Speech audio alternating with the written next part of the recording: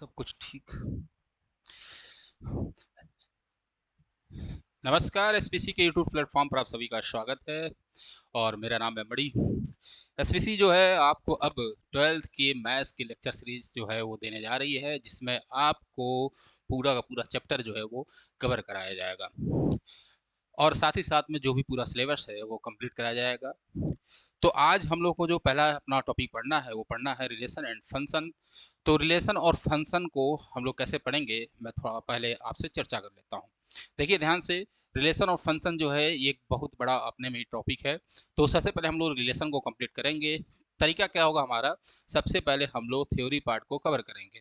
जब हम theory part को कवर कर लेंगे मेरे बच्चे, तब हम लोग अपने एक्सरसाइज की तरफ मूव कर जाएंगे और एनसीईआरटी की डिटेल्ड एक्सरसाइज आपको एग्जाम में कैसे लिखनी है, कैसे समझना है, कैसे क्वेश्चन को सॉल्व करना है, ये सारी चीज़ें बताई जाएगी। साथ ही साथ में अगर इन फ्यूचर आप कोई भी ऑब्जेक्टिव बेस्ड एग्जाम देने जाएंगे तो उसमें भी बहुत ही बेनिफिशियल होगा लेक्चर, क्योंकि हम लोग लास्ट में की पॉइंट्स रखेंगे जिसमें हम वो सारे चीज़ें कवर करेंगे जो आपसे एमसीक्यूज में पूछे जाते हैं। तो आशा करते हैं इतनी बात मेरे समझ में आई होगी। साथ ही में, क्योंकि मुझे पता है आपने 11th अभी करके आया है, लेकिन आप 11th को भूल गए होंगे, क्योंकि रिलेशन का कुछ पार्ट जो है वो 11th में है। तो हम लोग शुरू से शुरू करेंगे और आज जो है पहले अपने टॉपिक को रिकॉल करेंगे और साथ ही साथ में हम लोग अपना जलवा बिखेरते हुए आगे बढ़ेंगे। तो देखो बच्चे, सबसे पहले हमको देखना है Cartesian product of two set. ठीक है, सबसे पहले हम लोग देखेंगे Cartesian product of two set क्या होता है। तो मैंने लिया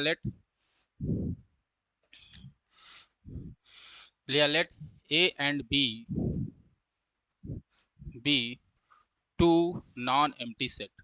हमने दो नॉन एम्प्टी सेट लिया, तो then Cartesian product of set, then Cartesian product of set defined as, कैसे डिफाइंड होता है थोड़ा सा ध्यान से देखना है। डिफाइंड एज कैसे डिफाइंड होता है, A cross B is equal to, इसमें जो होता है इस सेट में ऑर्डर्ड पेयर ए कमा बी आएगा, सच दैट जहाँ पर ए जो होगा वो कैपिटल ए का होगा एंड जो स्मॉल बी होगा वो कैपिटल बी का होगा। ठीक है, तो ये जो बीच में आता है इसे हम लोग कहते हैं ऑर्डर्ड पेयर। क्या कहते हैं भाई, ऑर्डर्ड ऑर्डर्ड पेयर। ठीक, तो ए क्रॉस बी किस तरह डिफाइंड होना है, ए क्रॉस बी यानी कार्टेशियन प्रोडक्ट जो होगा वो हमेशा ऑर्डर्ड पेयर में आएगा, इस बात का विशेष ध्यान रखेंगे। जहां पर ए जो होगा वो कैपिटल ए का होगा और बी जो होगा कैपिटल बी का होगा। 12th के बच्चों को डिफिनीशन समझ में बहुत कम आती है। डिफिनीशन क्या बता रहे गुरुजी, चलो बताओ थोड़ा हमको कि कैसे समझाओ जरा। तो भाई चलो मैथमेटिकल एग्जाम्पल लेते हैं। और कैसे लेते हैं भाई, तो मैंने लिया लेट ए में मैंने कुछ एलिमेंट ले लिया 1 2 3, और हमने बी ले लिया, बी में ले लिया हमने एलिमेंट 4 5। ठीक है, तो हमको क्या निकालना है भाई, ए क्रॉस बी। चलो निकाल लो, ए क्रॉस बी कैसे निकालोगे, ध्यान से देखेंगे, ऑर्डर पेयर में होगा। तो सबसे पहले 1 का 4 से निकालो, फिर 1 का 5 से निकालेंगे, फिर सिमिलरली 2 का 4 से होगा, बाई 2 4, फिर होगा 2 5। ठीक, फिर 3 4, और फिर क्या बचा हमारे पास 3 5, फिर और कुछ बचा है भाई, नहीं सर कुछ बचा नहीं है। तो ए क्रॉस बी जो होगा वो ये होगा, यानी कार्टेशियन प्रोडक्ट आपके सामने लिखा हुआ है। सिमिलरली अगर आपको मैं कह दूं बी क्रॉस ए निकाल लो मेरे लाल, तो बी क्रॉस ए कैसे निकालोगे मेरे बच्चे, ध्यान से रखेंगे। पहले 4 शुरू करोगे आप, तो 4 कामा 1, फिर बचा 4 कामा 2, फिर 4 कामा 3, फिर बच्चे 4 और कोई एलिमेंट है नहीं, नहीं तो 5 से शुरू कर दो अब, तो 5 कामा 1, 5 कामा 2, और बच्चे 5 कामा 3। आशा करते हैं यह आपको बात समझ में आई होगी। तो हमने ए क्रॉस बी और बी क्रॉस ए निकाल लिया। क्या निकाल लिया बच्चे, ए क्रॉस बी और बी क्रॉस ए निकाल लिया। तो हम लोग को कार्टेशियन प्रोडक्ट बिल्कुल आना चाहिए, बिल्कुल आना चाहिए, सबसे आसान होता है। नहीं आएगा तो रिलेशन समझ नहीं आएगा। ठीक, कैसे निकालना है, अगर ए क्रॉस बी निकालना तो 1 को पकड़ो, बी के दोनों एलिमेंट को साथ ले चलो, तो 1 4 1 5, 2 4 2 5, 3 4 3 5। क्लियर है। अगर बी क्रॉस से पूछ दे तो 4 1 4 2 4 3 4 1 5 1 5 2 5 3। चलो आगे बढ़ते हैं। अब देखेंगे ध्यान से, अगर मानो कोई सेट में जो नंबर ऑफ ए है वो माना मैंने यहाँ पे एम, और जो नंबर ऑफ बी है वो कितना है भाई साहब, एन है। तो जो number of a cross b होगा ध्यान रखेंगे वो हमेशा एम एन होगा। क्या होगा भाई, एम एन होगा, और number of b cross a भी कितना होगा बच्चे, वो भी कितना होगा बच्चे, एम एन होगा। ठीक है, यानी इसमें टोटल कितने एलिमेंट होंगे, m इंटू एन एलिमेंट होंगे, किसमें भैया, Cartesian product of two set में। जैसे फॉर एग्जांपल देखो, ए में हमारे पास कितने एलिमेंट थे, तो आप कहोगे सर नंबर ऑफ ए जो था वो मेरा 3 था, नंबर ऑफ बी कितना था बच्चे, नंबर ऑफ बी 2 था। तो अभी मैंने बताया ए क्रॉस बी में क्या होना चाहिए, कितने element, 3 into two, that is number of a cross b जो होना चाहिए वो 6 होना चाहिए। देखो जरा ध्यान से, 6 है क्या, काउंट करो, तो एक एलिमेंट 2 3 4 5 6 है भाई साहब। Number of b cross a कितना बताया मैंने, वो भी कितना होगा बच्चे, वो भी होना चाहिए 6। तो देखो 6 है क्या, तो 1 2 3 4 5 और 6, 6 है। क्लियर है। तो एक बात ध्यान से आपको याद रखनी है कि नंबर इन कार्टेशियन प्रोडक्ट जो होगा वो कितना होगा भाई, एम एन। ठीक है, दोनों केवल क्या करना है, मल्टीप्लाई कर लेना है, आपका काम 35 हो जाएगा। आगे बढ़े, यस सर। चलो आगे देखते हैं। आ गया अपना धुआंधार टॉपिक आज का, रिलेशन, जो कि आप लोग 12th में 11th में पढ़ चुके हैं, रिलेशन होता क्या है, लेकिन चलो यहाँ भी बताया जाता है रिलेशन होता क्या है। ठीक, तो मैंने लिया लेट, सबसे पहले डिफिनेशन लिखते हैं, फिर बाद में आपको बहुत अच्छे से समझाया जाएगा। तो लिया let a and b b two non empty set, हमने लिया दो नॉन एम्प्टी बच्चे सेट। ठीक है, क्या लिया, दो नॉन एम्प्टी सेट। देन और रिलेशन आर, रिलेशन को हम लोग किससे डिफाइन करें बच्चे, आर से। फ्रॉम ए टू बी, कहाँ से कहाँ तक भाई, क्योंकि रिश्ता है तो दो लोग के बीच में होगा, कोई भी रिश्ता है, तुम्हारा भी रिश्ता होगा, दो लोगों के बीच में होगा भाई साहब। तो यहाँ भी रिलेशन जो होगा वो दो लोग के बीच में होगा। तो मैंने फ्रॉम ए टू बी मांगा, इज तो जो इज सबसेट ऑफ, ये हमेशा सबसेट होता है ए क्रॉस बी का, ये हमेशा क्या होगा भाई, सबसेट होगा ए क्रॉस बी का, ये बात याद रखेंगे। यानी कोई रिलेशन आर है तो आर जो होगा वो हमेशा सबसेट होगा ए क्रॉस बी का, ये नोट कर लेंगे, आर जो होगा सबसेट होगा ए क्रॉस बी का। अगर इसको हम लोग अच्छे से डिफाइन करें तो आर में जो होगा उसमें ए कामा बी होंगे। ठीक है, such that for every A belongs to A, जहाँ पे सारे के सारे ए जो होंगे, जहाँ पे सारे के सारे A, for every A belongs to capital A and for every B belongs to capital B, जो ए होना चाहिए बच्चे वो ए का होना चाहिए कैपिटल ए का, और जो बी होना चाहिए वो कैपिटल बी का होना चाहिए। क्लियर है, चलो ध्यान से। तो हमने ये बताया, अब इसको पढ़ते कैसे हैं, ठीक है, एंड इसको पढ़ते कैसे हैं, and it is denoted by, इसको एंड डिनोटेड बाय कैसे डिनोट करोगे भाई, denoted by a related to b, कैसे डिनोट करोगे, ए रिलेटेड टू बी, कैसे डिनोट करोगे भाई, a related to b. Clear है, हाँ सर बिल्कुल क्लियर है। तो आर कुछ नहीं होता भाई साहब, सबसेट होता है एक रश्मि का, और ध्यान से एक एक बात को याद रखना है जो जो मैं बताऊं, क्योंकि आगे चलूंगा आपसे पूछूंगा, कोई कॉन्सेप्ट समझाऊंगा, कहूंगा ये तो बताया था आपको, नहीं बताया था, तो हो गया भाई कल्याण, अभी से सीरियस हो जाओ और पढ़ना शुरू कर दो। चलो, तो आर जो होगा मैंने बता दिया, डिनोट कैसे करेंगे, आर जो होगा ए रिलेटेड टू बी होगा। अब आगे आते हैं, हमारे पास है डोमेन एंड रेंज। चलो डोमेन और रेंज देखते हैं। तो सबसे पहले हम लोग देखेंगे डोमेन क्या होगा। ठीक है, देख लो भाई डोमेन। तो डोमेन जो होता है वो क्या होता है, जो आपका जो पहला एलिमेंट होगा वही हमारा डोमेन होगा, यानी इस डोमेन में ए बिलोंग्स टू कैपिटल ए होगा। ठीक है, या ऐसे लिख देता हूँ मैं, अरे सॉरी, तो इस डोमेन में हमेशा ए आएगा, सच दैट जो ए होगा वो कहाँ बिलोंग करेगा, ए कामा बी में।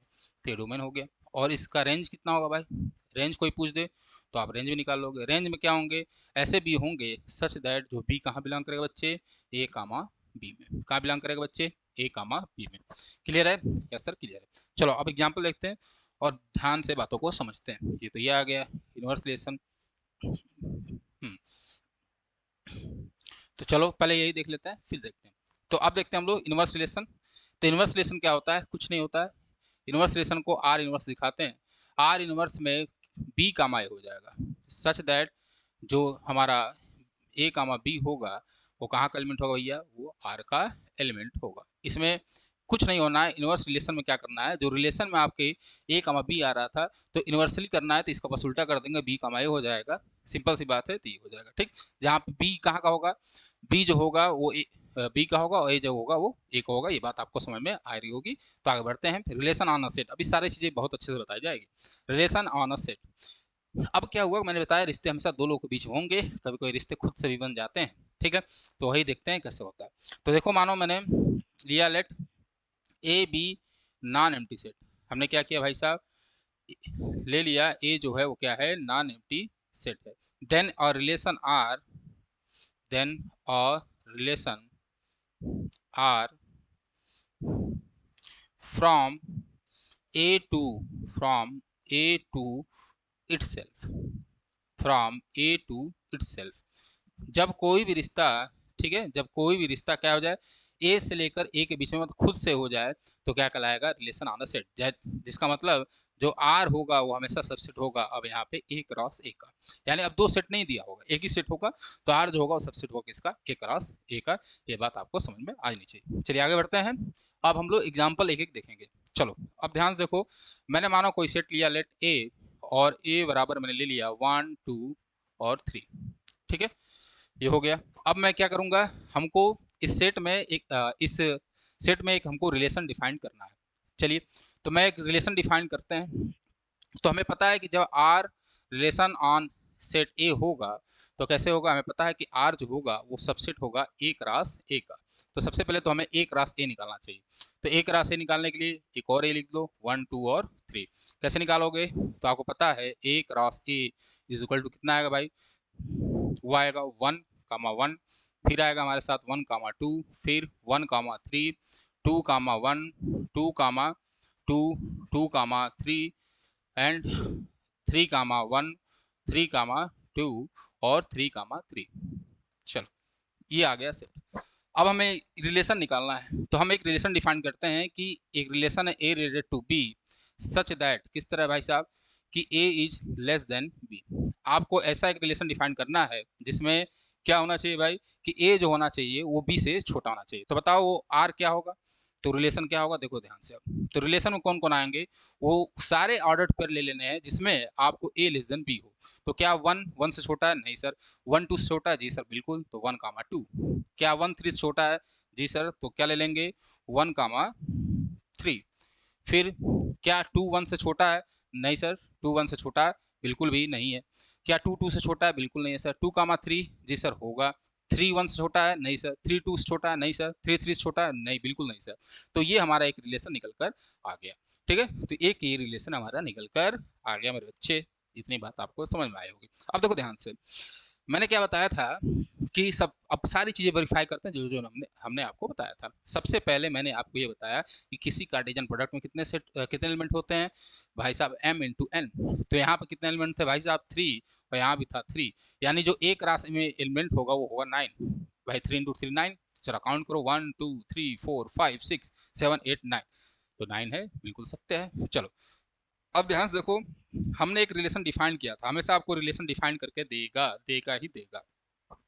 और रिलेशन ये आया आर, आर बराबर 1 कामा 2 1 कामा 3।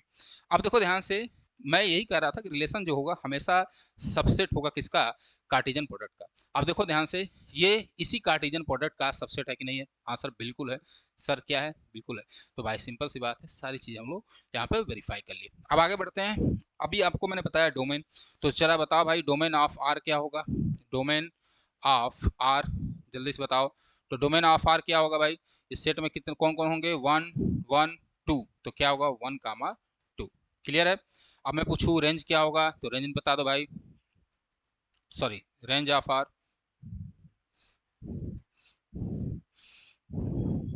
तो क्या होगा भाई साहब बताओ। तो मैं बताया ये वाले एलिमेंट रेंज होते हैं, तो 2 कामा 3, ठीक है। रेंज क्या होगा 2 कामा 3, ये ना लिख लेना 1 1 2, भाई बात वही है ना, ठीक है। तो 1 2 और 2 3 इसका क्या होगा, डोमेन और रेंज हम लोग निकाल लिए किसका, हमारे आर का। फिर हमने आपको बताया इनवर्स रिलेशन, तो मैंने कुछ नहीं कहा, आर इनवर्स में कौन से एलिमेंट आते हैं भाई, बी कामा ए हो जाएगा, जिसमें such that A comma B कहाँ होता है, आर में होता है, ये बताया था जी सर। तो सिंपल सी बात में आर इनवर्स क्या होगा बताओ जरा। तो आर इनवर्स आप निकाल लो यहाँ से, क्या होगा आर इनवर्स, उल्टा कर देना, 2 1 3 1 3 2, तो क्या होगा भाई 2 1 2 1 और 3 1 3 2, तो 2 1 3 1 और बच्चे 3 2, ये हमारा आ गया क्या, ये हमारा आ गया इनवर्स रिलेशन। ठीक है, यहाँ तक आपको बात समझ में आएगी, सारे एग्जाम्पल बताया गया। अभी आपको रिलेशन बहुत अच्छे से पढ़ाया जाएगा, तब और सारी चीज़ क्वेश्चन लगाएंगे, सारे कॉन्सेप्ट आपका क्लियर हो जाएगा। आगे बढ़ते हैं, अगला हमारा है टाइप्स ऑफ रिलेशन। चलो, तो सबसे पहले इम्पिटी रिलेशन देखते हैं क्या होता है। तो आपको पता है कि इम्पिटी रिलेशन का मतलब क्या हुआ, आपको पता है कि आर जो होता है सबसेट होता है ए क्रॉस बी का। अब ध्यान से देखो, जब किसी एलिमेंट का आप सबसेट निकालोगे तो दो चीज़ें आपको बहुत अच्छे से पता होगी, एक आता है फाई सेट और दूसरा एक खुद का खुद एक सेट ही आ जाता है। आता है कि नहीं आता है? हाँ सर, आता है। तो जब इम्पिटी रिलेशन का मतलब क्या हो कि जब यहाँ पर फाई आ जाए तो क्या कहलाएगा, इम्पिटी रिलेशन। और यूनिवर्सल रिलेशन क्या होगा, जब यहाँ पर खुद ए क्रॉस बी आ जाए तो क्या कहलाएगा भाई साहब, वो कहलाएगा इम्पिटी रिलेशन। ठीक है, क्लियर है? थोड़ा ध्यान से देखेंगे कैसे। आइए एक एग्जांपल लेते हैं और समझते हैं। जैसे मारो, मैंने एक एग्जांपल लिया, एक हमने दो सेट लिया ए, और ए बराबर हमने ले लिया 1 2, ठीक है, और बी ले लिया हमने 3 4, ठीक है, ये ले लिया हमने। अब आपको एक रिलेशन इसमें डिफाइन करना है, ए रिलेटेड टू बी। किस तरह है ये इम्प्लाई कर रहा है, क्या इम्प्लाई कर रहा है कि A is greater than B. क्या इम्प्लाई कर रहा है कि ए ग्रेटर देन बी। तो थोड़ा आर निकालो आप। तो सबसे पहले आपको क्या निकालना पड़ेगा, ए क्रॉस बी, क्योंकि रिलेशन जो होता है वो कार्टेशियन प्रोडक्ट का सबसेट होता है। तो ए क्रॉस बी क्या होगा भाई, वो होगा 1 3, समझना ध्यान से, 1 4, फिर होगा 2 3 और 2 4। बात समझ में आई? हाँ सर, कोई दिक्कत नहीं है। थोड़ा देखो क्या, जो हमारा हमने एक रिलेशन आर डिफाइन किया है, आर में देखो कुछ आ रहा है क्या, तो आप देखो ध्यान से, ए बड़ा होना चाहिए बी से, जो ए होना चाहिए वो बड़ा होना चाहिए बी से। तो क्या ए बड़ा है बी से? बिल्कुल नहीं सर। क्या ए बड़ा है बी से? बिल्कुल नहीं सर। ए बड़ा है बी से? बिल्कुल नहीं सर। ए बड़ा है बी से? नहीं सर। यानी यहाँ पर क्या आया, यहाँ 5, यही हमारा क्या हो गया, इम्पिटी रिलेशन। ये कौन सा रिलेशन होगा भाई साहब, ये होगा हमारा इम्पिटी रिलेशन। ठीक है, बोलो भाई साहब, कितने लोगों को बात समझ में आ रही है? जी सर, आ रही है, आ रही है, आ रही है। चलो आगे बढ़ाएं। जी सर। और दूसरा हमने एक रिलेशन डिफाइन किया, आर रिलेटेड टू बी। ठीक है, इसको R1 मान लो, ए, एक रिलेशन R1 डिफाइन किया, किस तरह कि A is less than B. अब थोड़ा देखो ध्यान से, तो जो R1 आएगा, R1 में क्या क्या आएगा, देखो भाई, ए छोटा होना चाहिए बी से। 1 3 छोटा है? जी सर है। 1 4 छोटा है? जी सर है। 2 3 छोटा है? जी सर है। 2 4 ये भी होगा क्योंकि वो भी छोटा है। अब ध्यान से देखो, R1 जो है वो पूरा का पूरा ए क्रॉस बी ही आ गया। क्या आ गया भाई साहब, ए क्रॉस बी आ गया। और जैसे ए क्रॉस बी आया तो कौन सा रिलेशन है भाई साहब, ये है हमारा यूनिवर्सल रिलेशन। यही हमारा क्या है भाई साहब, यूनिवर्सल रिलेशन। आशा करते हैं आपको इतनी बातें समझ में आई होगी। चलिए आगे बढ़ते हैं, आगे देखते हैं कहानी। तो अगला हमारा है आइडेंटिटी रिलेशन, उसको देखना है कि वो क्या होता है।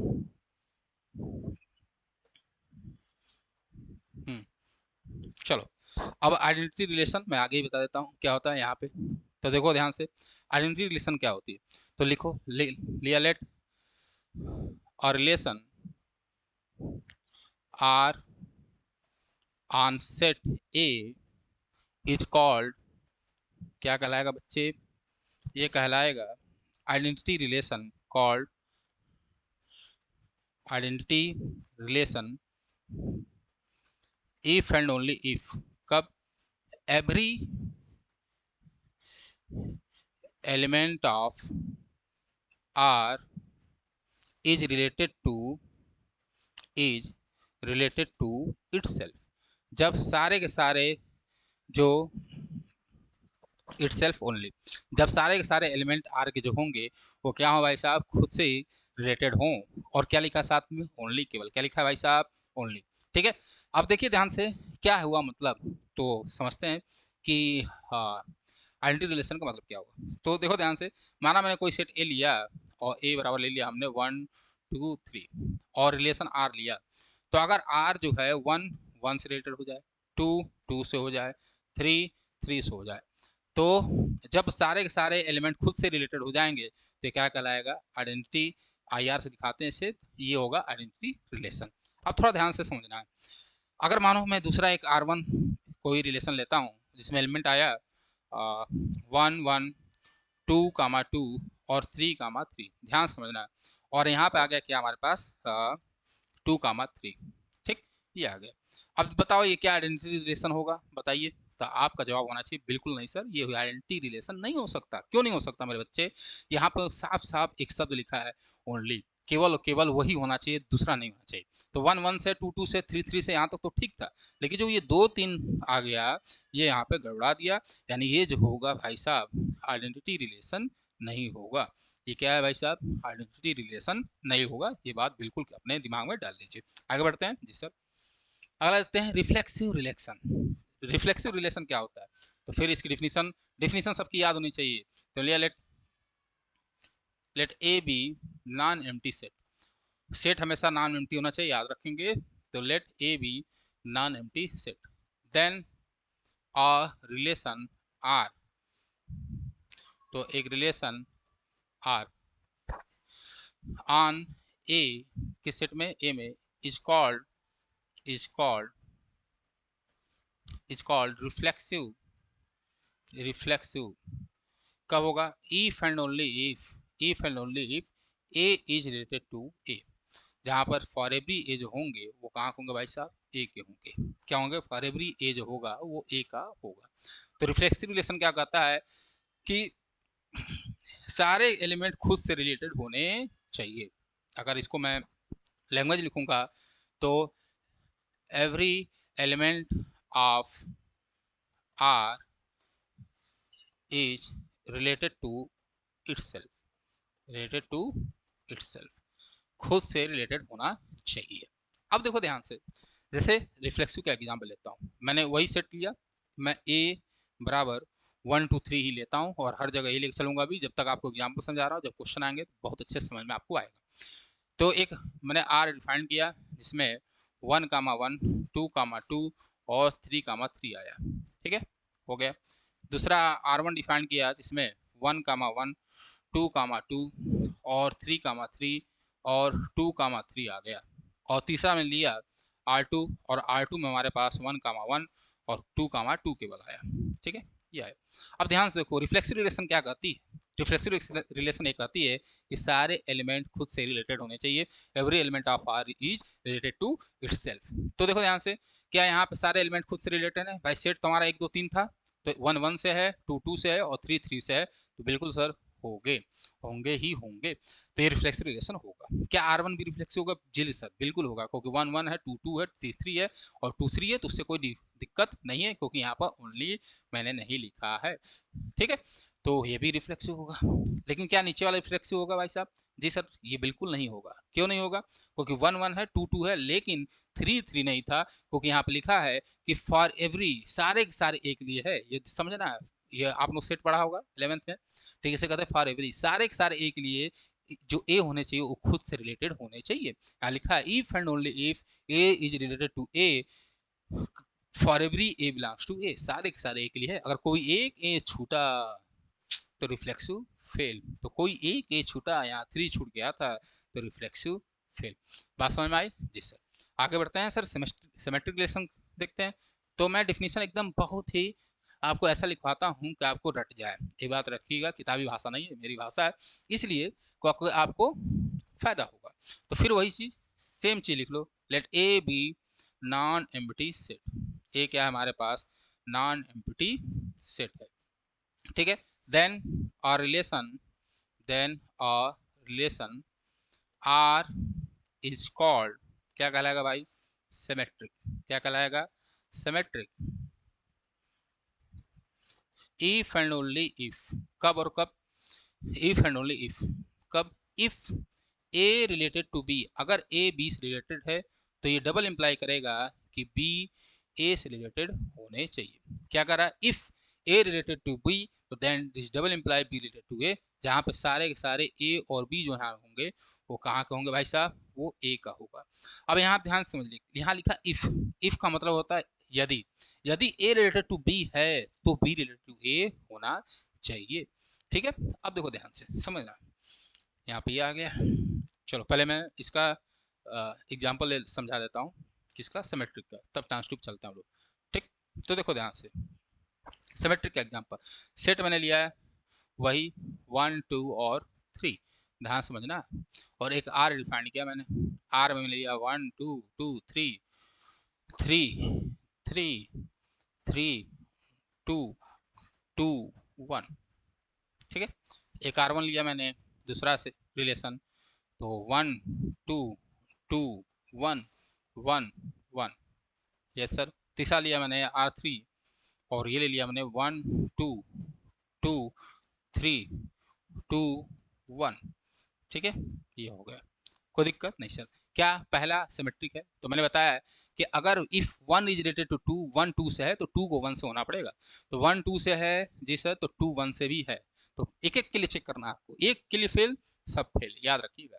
ये मेरा गुरु मंत्र, आज से दिमाग बैठा लो, एक के लिए फेल सब फेल, सब फेल सब फेल। क्योंकि क्यों लिखा है, हर जगह क्या लिखा है, हर जगह क्या लिखा है, देखो ध्यान से, हर जगह क्या लिखा है, फॉर एवरी, किसी के लिए फेल हुआ तो फेल, ठीक। तो चलो, तो आ जाओ। तो 1 2 के लिए गया, 2 1 मिल गया। 2 3 से है तो 3 2 से ये भी मिल गया आपका। 2 3 से है तो 3 2 से मिल रहा है। ए बी से तो बी ए से है।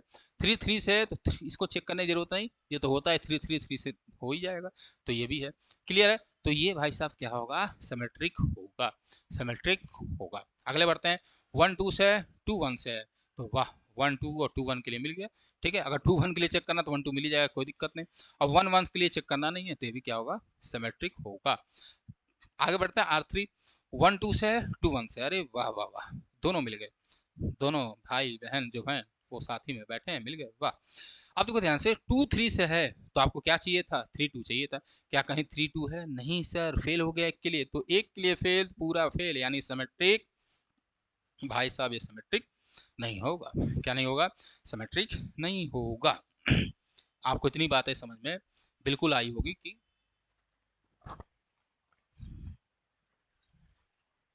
ये सिमेट्रिक नहीं होगा। चलो, अब आपका हमारा लास्ट रिलेशन, ट्रांजिटिव रिलेशन, थोड़ा ध्यान से ट्रांजिटिव रिलेशन को भी समझ लें। चलो, तो फिर वही, let A B non empty set. A क्या है भाई साहब, एक नॉन एम्प्टी सेट है। चलो, अगर ए नॉन एम्प्टी सेट है तो आपको पता है क्या होना चाहिए, तो देन और रिलेशन आर इज कॉल्ड, क्या कहलाएगा भाई, ट्रांजिटिव कहलाएगा। इफ एंड ओनली इफ, कब भाई साहब, इफ एंड ओनली इफ, ध्यान से देखना, ए रिलेटेड टू बी, अगर ए बी से है and B related to C, तो देन तब क्या हमें मिलना चाहिए भाई, तब ए रिलेटेड टू सी मिलना चाहिए। अगर ए बी से है और बी सी से है तो हमें मिलना चाहिए कि ए सी से रिलेशन होगा, तो ये क्या कहलाएगा, ट्रांजिटिव। जहाँ पर फिर वही बात, जहाँ for every A B comma सी, कहाँ के एलिमेंट होंगे भाई, ए के एलिमेंट होंगे। कहाँ के एलिमेंट होंगे, ए। जहाँ भी फॉर एवरी लगा, उसी कहानी का मतलब ये है कि एक के लिए फेल तो सारे के लिए,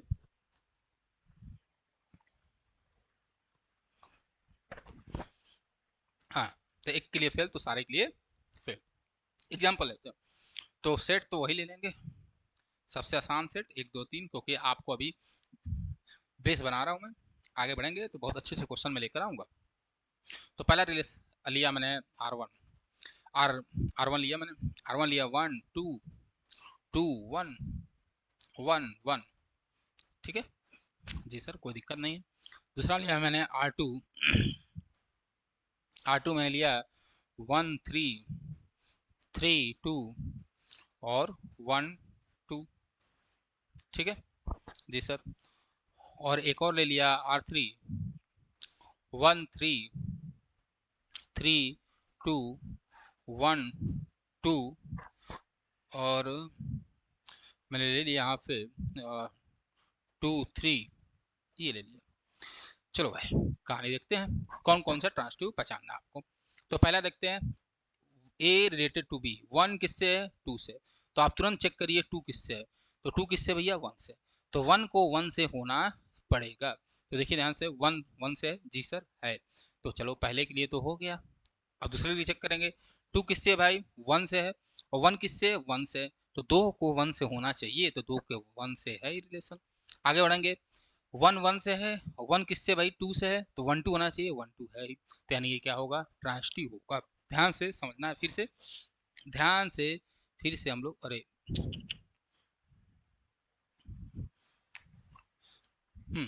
फिर से देखेंगे 1 2 और 3 सेट लिया। चलो अब यहाँ क्या लिया था मैं भूल गया। 1 2 होगा। चलो अब देखो ध्यान से, फिर से देख लो, एक एक के लिए चेक करिए आप। तो 1 2 के लिए आप चेक कर रहे हैं, तो 1 का 2 से रिश्ता है, तो 2 का देखो किससे है, तो 2 का 1 से है, तो 1 को 1 से होना चाहिए जो कि है क्योंकि A related to B and B related to C, तभी जो होगा A रिलेटेड टू C होना चाहिए जो कि है। अब अगला पढ़ो, 2 1 से है, 1 किसी से है सर, हाँ सर 1 1 से है, और 1 2 से है। ध्यान से देखेंगे 2 1 से है, जी सर है, और 1 किससे भाई, 1 से है, बोलो भाई साहब है, तो 2 1 मिलना चाहिए जो कि मिल रहा है। फिर आगे देखो 2 1 से, लेकिन एक 1 से 2 यहाँ भी है, तो 2 को 2 के साथ भी रिश्ता होना चाहिए। ध्यान से देखिए 2 को 2 से रिश्ता होना चाहिए जो कि बिल्कुल नहीं है, तो ये ट्रांसटिव नहीं होगा। फिर ध्यान समझेंगे 1 2 से है, एक एक के लिए चेक करना, 2 किससे, केवल 1 से था, तो 1 1 होना चाहिए जो कि आपको यहाँ पे मिल गया था। आगे बढ़ेंगे 2 1 से है, 1 1 से है, तो भाई 2 का रिश्ता 1 से होना चाहिए जो कि है। लेकिन आप देखेंगे 2 1 से है और 1 यहाँ किससे भाई साहब, 2 से है, तो 2 का रिश्ता 2 से भी होना चाहिए था जो कि नहीं है, तो ट्रांसटिव नहीं होगा। ठीक है, एक एक के लिए चेक करिए। 1 का रिश्ता 3 से, 3 का रिश्ता 2 से, तो 1 2 होना चाहिए जो कि है सर, जी सर। और और देखेंगे, आगे बढ़ेंगे, तो 3 का रिश्ता 2 से, और 2 का रिश्ता किसी से है सर, नहीं सर, 2 का रिश्ता किसी से नहीं है, तो नहीं है, तो अभी थोड़ा सा शांत रहिए, 2 का रिश्ता नहीं है तो अभी बता रहा हूँ क्या समझना। आगे बढ़ेंगे, 3 का 2 का रिश्ता किसी ने, चेक करो, 1 का रिश्ता 2 से, 2 का रिश्ता किसी से नहीं है सर। अब ध्यान से समझना है, यही मेन आपको यही बात मुझे समझानी है जो को आपको समझ में आनी चाहिए। चलो भाई ध्यान से देखो, यहाँ लिखा है कि if A related to B and B related to C, तभी ए रिलेटेड टू सी होगा। तो 1 3 से था और 3 2 से था, तो 1 2 से होगा, ये तो मिल गया। आगे बढ़ेंगे 3 2 से, अब देखिए 2 किसी से नहीं है, तो जब भी ए रिलेटेड टू बी है और बी किसी से रिलेटेड नहीं है, तो आपको ए रिलेटेड टू सी चेक करने की जरूरत नहीं है, चेक करने की जरूरत नहीं है उसके लिए, क्योंकि वो ट्रांसटिव होगा, क्योंकि यहाँ पे क्या लिखा है, इफ, यदि है तो। ठीक है, यदि ये है तो यहाँ है इफ। ठीक है, सिमिलरली 1 2 से था, 2 किसी से रिलेटेड नहीं है, जब नहीं है तो चेक करने की बिल्कुल भी जरूरत नहीं है, वो ट्रांसटिव होगा। तो इसके लिए तो मिल रहा था हमको कि 1 3 से, 3 2 से, तो 1 2 इसके लिए सेटिस्फाई हो गया, बाकी के लिए मिल नहीं रहा है, तो ये क्या होगा, ट्रांसटिव होगा। बाकी क्या होगा भाई साहब, ये ट्रांसटिव होगा। आगे बढ़ेंगे, इसको चेक करते हैं R3, 1 3 से, 3 किससे भाई साहब, 2 से, तो 1 2 से होगा, मिला, और 3 और किसी से रिलेटेड है, नहीं सर। आगे बढ़िए, 3 2 से और 2 3 से है, 2 किससे भाई साहब, 3 से, 3 किससे है भाई, 2 से है, और 2 किससे भाई साहब, 3 से है, तो 3 का रिश्ता 3 से होना चाहिए था जो कि यहाँ पे इस सेट में नहीं है, तो ट्रांसटिव नहीं होगा। क्या होगा भाई साहब, ये ट्रांसटिव नहीं होगा, क्योंकि 3 के लिए फेल हो गया, बाकी के लिए चेक करने की जरूरत नहीं, जहां भी फेल हो गया वहीं रुक जाओ, कोई जरूरत नहीं, क्योंकि किसी एक के लिए फेल हुआ तो सारे के लिए फेल हुआ, आगे क्वेश्चन लगाने की बिल्कुल जरूरत भी आपको नहीं होनी चाहिए।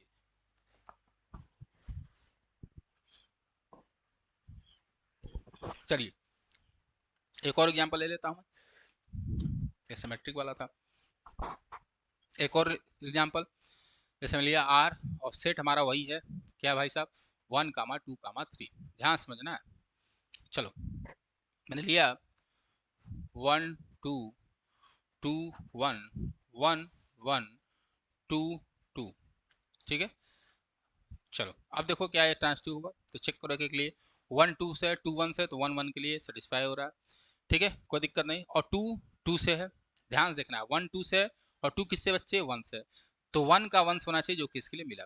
फिर इसी के लिए देखो 1 2 से, और 2 और किसी से है, हाँ सर 2 2 से, तो 1 2 होना चाहिए था, 1 2 है, क्लियर है। अब आगे बढ़ जाओ, 2 1 से, 1 देखो किससे है, 1 1 से है, तो भाई होना चाहिए 2 किससे भाई साहब, 1 से, और 1 किससे, 1 से, तो 2 1 2 1 तो यही है, कोई दिक्कत नहीं, 2 1 से, 1 और किसी से, हाँ सर 1 2 से है, तो 2 2 होना चाहिए, 2 2 इसके लिए मिल रहा है, इसके लिए चेक करने की बिल्कुल भी जरूरत नहीं, 1 1 से, फिर देखो 1 किससे है, तो 1 2 से, 2 2 है, तो क्या मतलब चेक करने का, 2 2 से है, ठीक है, और 2 किससे है, और 2 1 से है, तो 2 1 भी होगा, क्लियर है। तो ये भाई साहब क्या है, ट्रांसटिव है, ये वाला सेट जो बना हुआ क्या है, ट्रांसटिव। अब एक और लेता हूँ मैं एग्जांपल, जहाँ पर आपको एक कन्फ्यूजन वाली बात पता चलती है, उसको क्लियर कर लिया जाए। चलो 1 2 और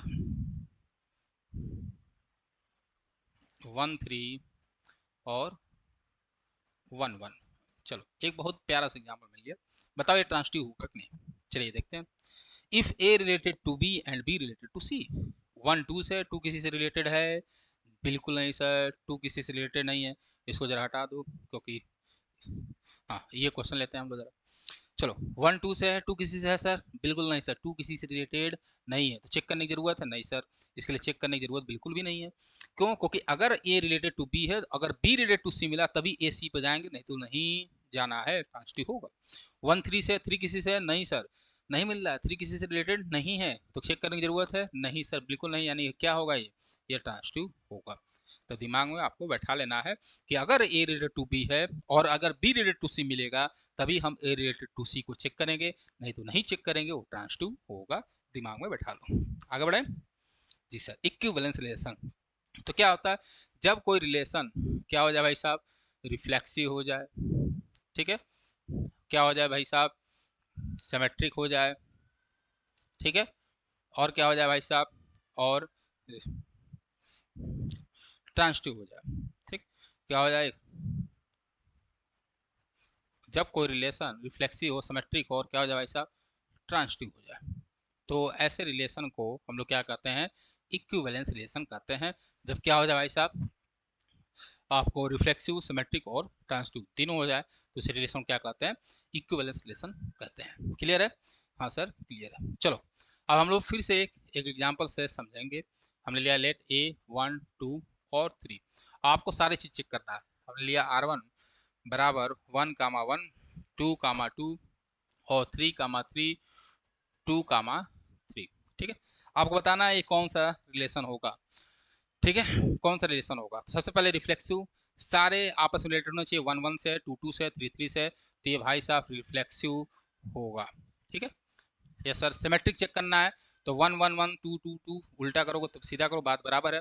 2 3 से, लेकिन 3 की 2 से रिलेशन नहीं है तो ये सिमेट्रिक नहीं होगा, ये सिमेट्रिक नहीं होगा। ट्रांस 2 चेक करो तो 1 1 से है, 1 किसी और से रिलेटेड नहीं सर, तो आगे बढ़ने की जरूरत, आगे चेक करने की जरूरत है नहीं, आगे बढ़ जाओ। 2 2 से है, 2 किसी से है सर? हाँ सर। 2 3 से है तो 2 3 मिल गया, वाह मिल गया तो अच्छी बात है। 3 3 से, 3 किसी से रिलेटेड है सर? नहीं सर, 3 किसी से रिलेटेड नहीं दिख रहा है।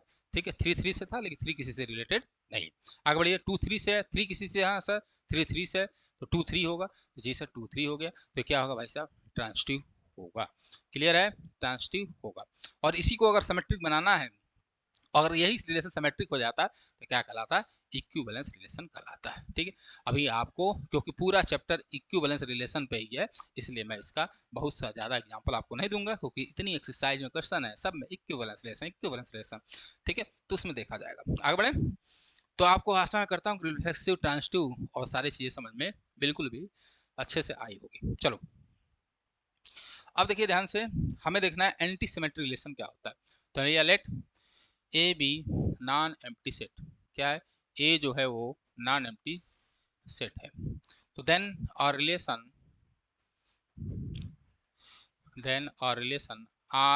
इज कॉल्ड, क्या कहलाएगा, एंटी सिमेट्रिक।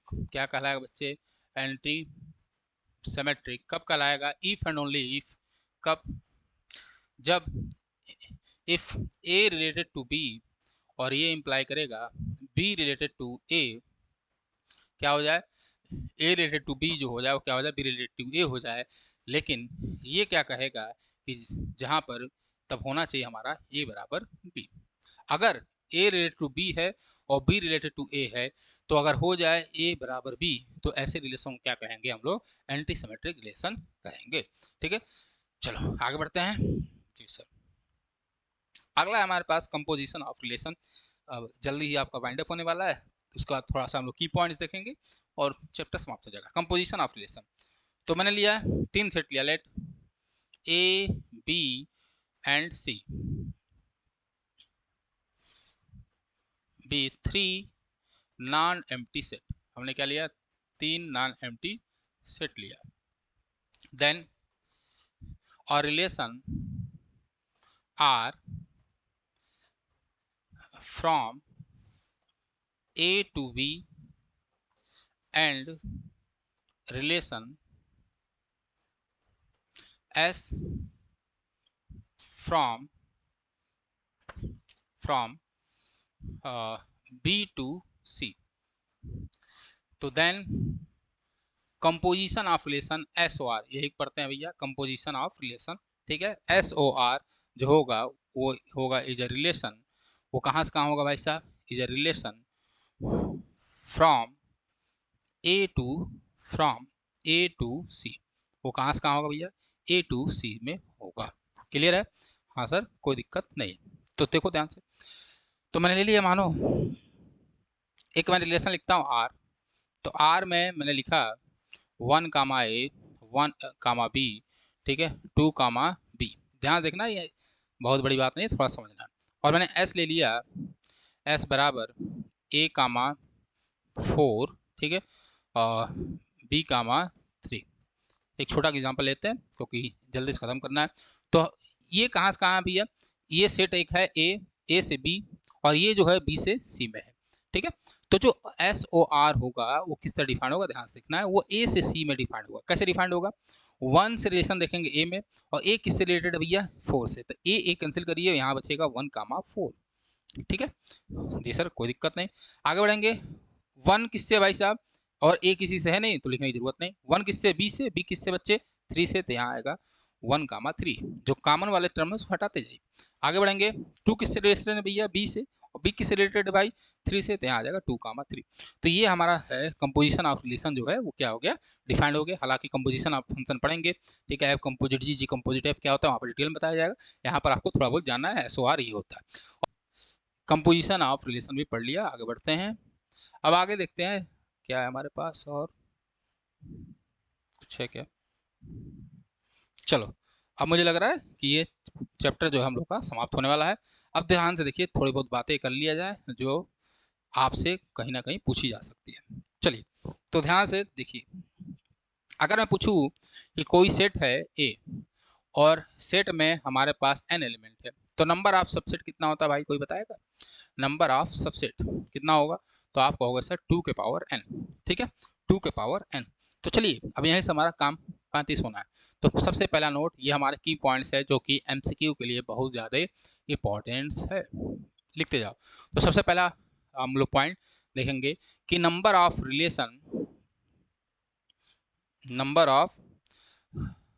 रिलेशन कितना होगा फ्रॉम ए टू बी, ठीक है। ध्यान से देखिए, तो हमें पता है, ध्यान से देखेंगे, हमें पता है कि रिलेशन क्या होता है, वो सबसेट होता है ए क्रॉस बी का, ध्यान समझना है। और हमें पता है कि अगर ए में m एलिमेंट है और बी में n एलिमेंट है, तो ए क्रॉस बी में कितने एलिमेंट होंगे भाई साहब, जल्दी बताओ, वो होगा mn, ठीक है। तो जब रिलेशन सबसेट होता है ए का, तो ए क्रॉस बी का कितने सबसेट होंगे टोटल, 2 के पावर mn, कितने होंगे भाई साहब, 2 के पावर mn। तो इसका मतलब number of relation a to b कितना होगा भाई, जल्दी बता दो सब लोग, कितना होगा, अब तो बता दोगे, जल्दी बता दो। तो होगा भाई साहब 2 के पावर mn, जहाँ पर नंबर ऑफ ए कितना है भाई, वो हमारे पास है m, और नंबर ऑफ बी कितना है हमारे पास, वो हमारे पास n, ठीक है। कोई दिक्कत नहीं सर, हमें कोई दिक्कत नहीं होनी चाहिए। चलो, दूसरा देखेंगे, नंबर ऑफ रिफ्लेक्सिव रिलेशन कितना होगा, नंबर ऑफ रिफ्लेक्सिव रिलेशन कितना होगा, इसको भी देख लो। तो नंबर ऑफ रिफ्लेक्सिव रिलेशन, मानो कोई सेट हमारा ऑन सेट ए, तो माना हमें नंबर ऑफ ए जो है वो कितना है बच्चे, n है। कितने नंबर हैं ए में, n है। तो इसमें कितने रिफ्लेक्सिव रिलेशन होंगे, तो नोट कर लेंगे, ये होगा 2 के power n square minus n, ठीक है, कोई दिक्कत नहीं सर। तीसरा पॉइंट देखेंगे, नंबर ऑफ सिमेट्रिक रिलेशन कितना होगा, नंबर ऑफ सिमेट्रिक रिलेशन कितना होगा, तो ये कितना होगा, इसी सेट के लिए जहाँ पर n ऑफ ए बराबर n है, तो ये होगा 2 के power n square plus n by 2। Clear है, हाँ सर क्लियर है। जैसे आपसे कोई क्वेश्चन पूछते कि नंबर ऑफ ए बराबर आपके पास है 3, तो आपसे पहला पूछ दे नंबर ऑफ टोटल रिलेशन, तो नंबर ऑफ रिलेशन कितना होगा, आपको बताया 2 के पावर mn, तो 2 के पावर n mn, तो यहाँ पर 3 है, हमें पता है कि एक राशि में कितने एलिमेंट होंगे, जल्दी बताओ भाई, जल्दी बताओ, एक ए में कितने एलिमेंट होंगे, 3 क्रॉस 3 दैट इज 9, तो टोटल कितने हमारे पास रिलेशन होगा, तो 2 के पावर 9 होगा। कोई दिक्कत नहीं सर, कोई दिक्कत नहीं है।